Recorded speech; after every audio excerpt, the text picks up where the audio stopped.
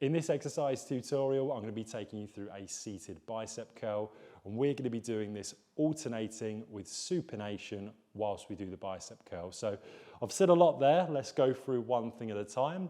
So alternating repetitions are where we do one side and then the next side. So we're doing one side at a time, alternating between each repetition with each arm. Supinating or supinated grip means to bring the palm into a palm up position.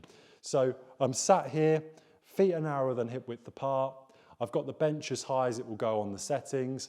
My lower, mid and upper back is going to be in contact with the bench, and the only thing that's going to be off the bench is my head. I bring the dumbbells into a position where my palms are facing each other. So I'm in this position. And what I'm going to do is come into a supinated position where my palms are facing up when I do my repetition.